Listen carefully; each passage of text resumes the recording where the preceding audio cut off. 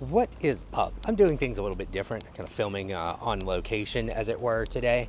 Primarily because I keep forgetting to do it while I'm at home or I have other stuff to do, but I've got an update on restoring, or trying to revive my dad's Pentax 645. So in the last video, the last update, my nose itches. It didn't start itching until I started recording. Come on now. But anyway. So, in the last update, I had gotten it to load film and everything. I'd cleaned up the battery compartment, replaced the batteries, put some film in it, and it loaded up film, and everything was working fine. Well, I took 5 pictures on that roll of film, literally pollen just floating by me. No wonder my nose is so itchy. It's crazy. So, at any rate, I'd taken 5 pictures on that roll of film, and I turned it off for the night. And the next morning I got up and I was like, well, I'm going to take some more pictures with this thing. And when I did, oh my God, dude, I'm dying. When I got up the next morning, I pressed the power button and the screen would just go blank and it didn't do anything. I was like, oh, that sucks. I was admittedly using a mixed batch of rechargeables, which is not really what you're supposed to do. But I figured it would work, and it did, kind of. But so I'm like, okay, well, it's just the battery, so I'll go get new batteries for it. So I ran to the store and got 6 regular AA alkaline batteries. And I put those in, and it did the exact same thing. I was like, So I started digging around on the internet, and I ended up finding a post from like 6 or 7 years ago that someone said that using lithium batteries is what made their 645 work. It was doing the exact same thing every time. It wouldn't do anything, and when you press the shutter button, the display on top would just go blank. And so I was like, okay, well, I'll try that. So I replaced them with lithium batteries, and it still did nothing. So I'm like, okay, this is great. So I ended up just manually winding the film because I needed to take the film back off to do some troubleshooting and stuff. So I just manually wound the rest of the roll, took the film out and put new batteries in, and it basically wouldn't do anything. It was just showing like the manual shutter. It says M1000 on it, which means like manual mode shutter 1000. That's what it's supposed to like default to, like if there's no film in it or something, just to like test fire the shutter. But it wouldn't even test fire the shutter. When I pressed the shutter button, it would just do nothing. Like the screen would go blank again. That's all. So I'm like, okay, this is not great. So I cleaned the battery terminals again, this time with vinegar and an old toothbrush, and then irrigated all that with rubbing alcohol and tried that. Didn't do anything. It's got a little coin cell battery. I think it's CR1220 on the bottom of it. And I'm like, okay, I'm going to try this because a lot of people are saying, oh, you got to replace that battery. And so I replaced it, and it still did not work. And then a bunch of people said to use some contact cleaner called DeOxit, which is approximately the price of human blood.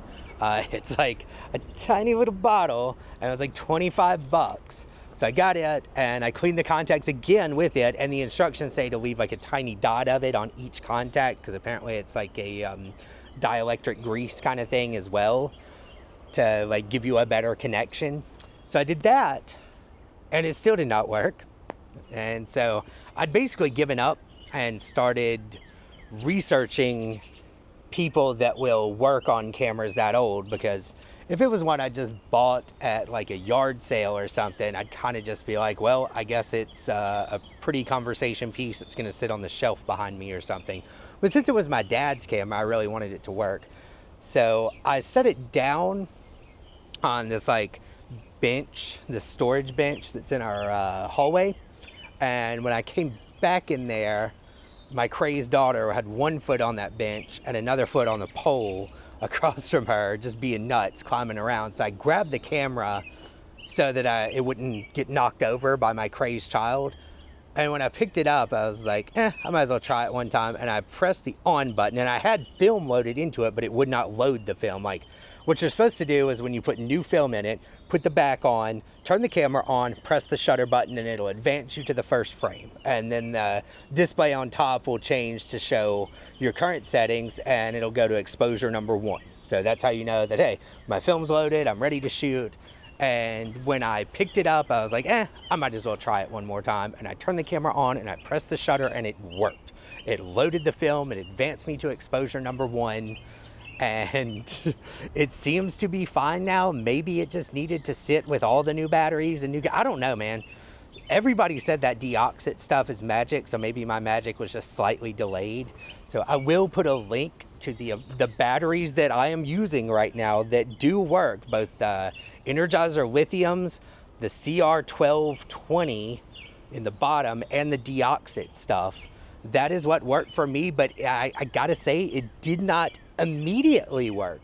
I had to do all those things and I guess like let it sit and think about what it's done for a while. And then when I came back like 30 or 40 minutes later, I just powered it on. It's like, oh yeah, I'm totally working. I don't know what's wrong with you. Like, you're the asshole, you know?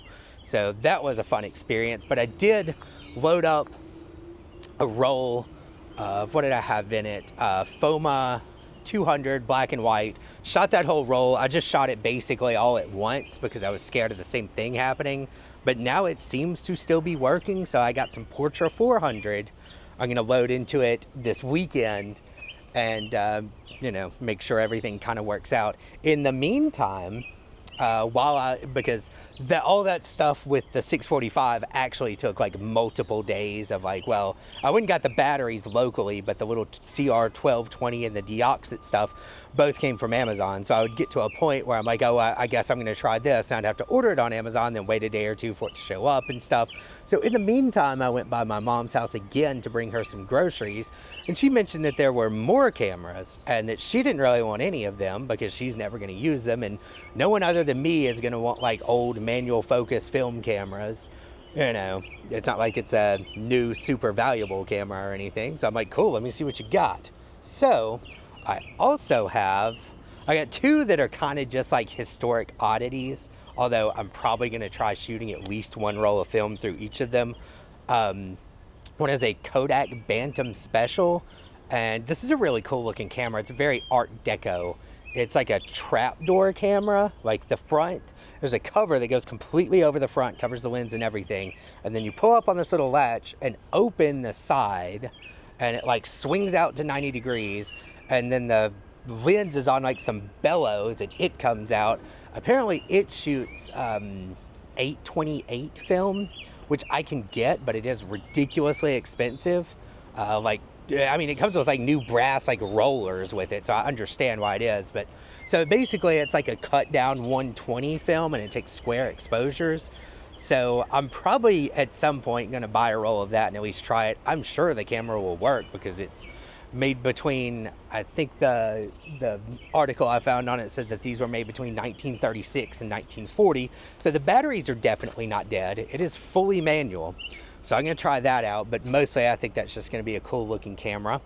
And then I also have a Zeiss Icon it actually shoots, I believe, 35 millimeter. So I might try it. It's also a cool looking old camera. It's got a little flip up viewfinder and stuff, but those are probably going to be more like sit on the shelf and look pretty cameras. They're not the kind of thing you would shoot with a lot. The Bantam mostly because, like I said, $28 a roll before exposure, like before paying for processing and stuff, and you get 8 shots for those $28. So until I win the lottery, that would definitely not be a camera I shoot with much. But the one that I did get that I have been shooting with is a Nikon FG. It's a 35 millimeter film camera from, I believe, the late 70s, early 80s. It has some electronic features. It uses a couple of coin cell batteries and has an aperture priority mode. So that one I've actually been using. I grabbed a cheap roll of Fuji 400 Superior and I shot that through and it seems to function 100%.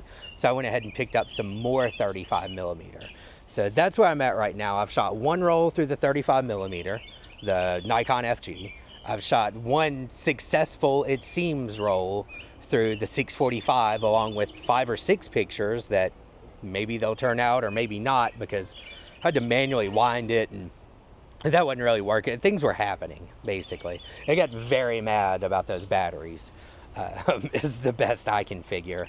So yeah, I got that going on. And so I'm going to send some of this. Oh, also got a couple of like late 80s, early 90s Fuji point and shoots. One of them's like a Discovery 1000 zoom. The other one, I'm not sure what model it is, but it's got, well, it looks to be like two different lens lengths. It's like 35 or 70. I'm guessing it's using some kind of converter over the lens to like, I'm guessing it's a 35 millimeter lens with some kind of converter up to 70. So probably going to throw some film in that bad boy and see if it works.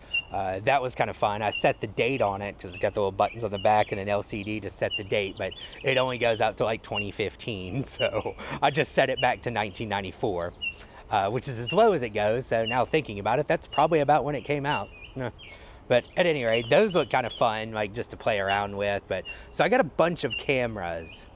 So there will be some very film camera heavy content for the next few videos, but I thought I would kind of catch everybody up and also try to maybe give some hints to somebody if you're trying to revive a 645, if you do all these same incantations with the batteries and the DeOxit and the little coin cell battery, and then let it sit and think about what it did wrong and stuff, maybe yours will come back to life too. I'll definitely keep you guys updated, and like I said, I am going to get some film ready to send off for processing, so I should have some pictures to show finally weeks later. Well, probably even another week after processing and stuff, but I will finally have some pictures to show for all of this in my next video, hopefully. But so yeah, now I got a bunch of different weird film cameras, and I'm probably working 645.